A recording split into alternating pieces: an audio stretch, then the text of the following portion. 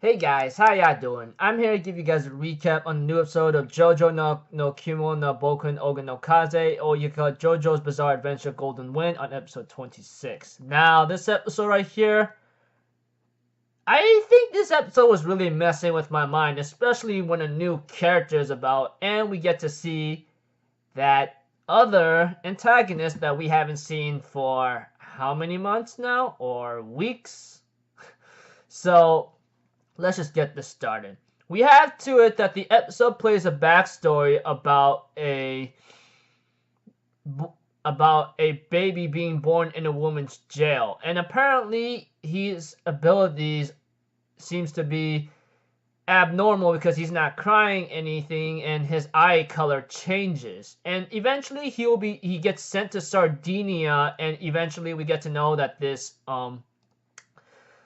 boy ends up having to talk to a girl that's brown hair, and ends up having a little wishy-washy with her, whatever the case that is. And we get to see, I think this is the same boy or person that took the photo of that whatchamacallit, of that girl that he hanged out with. And we get to know that apparently he did something to his mother, which could be implicitly, not explicitly or actual confirmed, due to the fact that apparently his mother was somehow underneath all this concrete or something.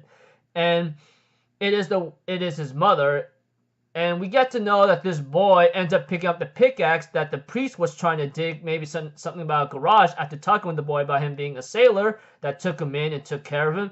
He ends up killing him and ends up maybe causing a fire. I mean, it's not really explicitly stated, but it might be implied due to the fact that he was the only one there and he's the one that killed the priest, and maybe his mother is right there. And we go back to present time, where after it ends up with some kind of like whatchamacallit, a story, a message about like the guy was dead or something, and we get to see that I think it's the same boy who's all grown up now, trying to figure out something, tries to save a boy from being run over, and he has some bad luck, and there's a fortune teller that wants to tell his fortune, and he says something about a daughter, and then involving like looking for someone's after you, and he says, you know what, how about this, you could take my money, I could tell your fortune. But all of a sudden, when the fortune teller touched this guy, he ends up being very upset about it and grabs him by the neck and gets almost ready to kill him. And we see to it that all of a sudden his voice and his appearance ends up changing. All of a sudden he gets big muscles and ends up having to choke the fortune teller, go like, for someone who actually has his fortune telling skills here and there, this is how you made your business, huh? I'm gonna tell you right now, no one should not know who I am, and I'm gonna make it painlessly unless you tell me what's up. You will answer this question for me. You see, this guy is actually looking for my daughter, and he's trying to find out my identity. Do you know where he is? And the fortune teller tells him that you will meet him soon. That much I can tell you. And he ends up killing the fortune teller with Emperor Crimson, or Crimson Emperor, or whatever the case may be. And I'm thinking in my mind, are you saying that this guy is literally the boss? I mean, that guy, Doppio, I think Doppio. Yeah, that's what his name is, and he ends up disappearing after the kids saw him like kill someone. And we see to it that we get to see Risotto too, that assassin guy who apparently lost his entire crew, and he's looking for vengeance and looking for Trish, the boss's daughter. And we see to it that the cab driver that he took a taxi with, I think he's trying to rip him off or something that involves like 800,000 lire or something, whatever that amount is. We see to it that the guy was trying to like sneak off some money off him, and he ends up touching him, grabs a photo, and Doppio ends up grabbing him by the eye. He ends up putting his finger in his eye, was about to like pluck it out, and I'm thinking in my mind, oh boy, this is gonna hurt. And we see to it that Doppio ends up making this ring tone once in a while. I know, right? I mean, if you guys watched the episode or read the manga, you would know what I'm talking about. I mean, Doppio has been making all these ringing tone sounds, but it was actually the boss calling him. Only he can know what he's talking about, and ends up having a little small talk with him and tells him that, and the boss is talking to Doppio and tells him, my Doppio, listen, you must not act suspicious. There's actually someone who's actually watching you. And of course, that is that same guy, Hitman, that he was working under the boss and now seeks vengeance, you know?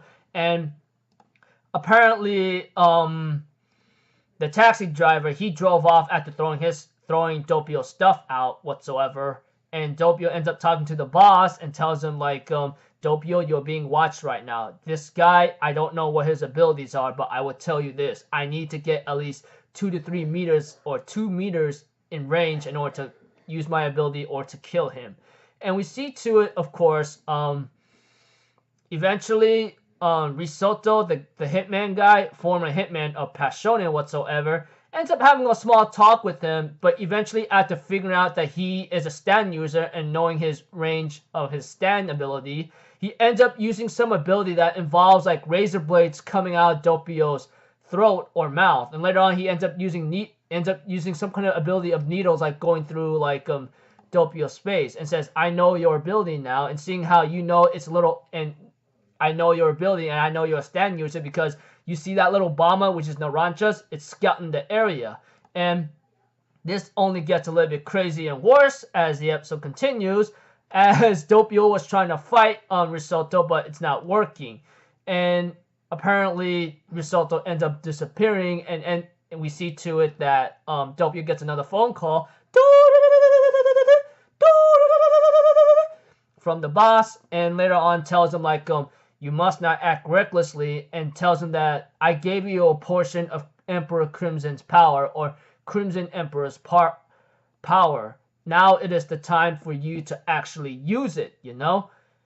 And the episode ends up there with Doppio talking to the boss with the frog. And I'm thinking in my mind, okay, now this is just getting freaky. So, not gonna lie, this episode was literally messing with my mind. I mean, we get to know Doppio's backstory, and later on, I think he's that same guy, or possibly, I don't know, that might have took the picture of Trish's mother, you know? And later on, we get to know that a part of Emperor Crimson is with Doppio, so it makes me wonder, is Doppio the boss, or is he, like, it's just being the, whatchamacallit, remote controller of the boss, but whatever the case may be, it's just getting worse right now for Doppio, and the boss cannot act recklessly, otherwise he would know who I am and then like figure something out, you know, that kind of thing. So yeah, like I said, I think this episode really was messing with my mind, but one thing for sure, Risotto, or whatever that guy's name is, he is back in action and seeking revenge for the demise of his crewmates whatsoever, or he just wants to kill the boss in general. And take over his business. But whatever the case may be, it's not going to be as simple, not to mention Doppio. That guy is crazy, but I don't know other crazy, but we'll see. Until then, I will see you guys in the next video. I'm Alpha Zero, people. Have a good day, and I'll see you guys next time, right? Peace out. Bye-bye. Toot-toot-toot.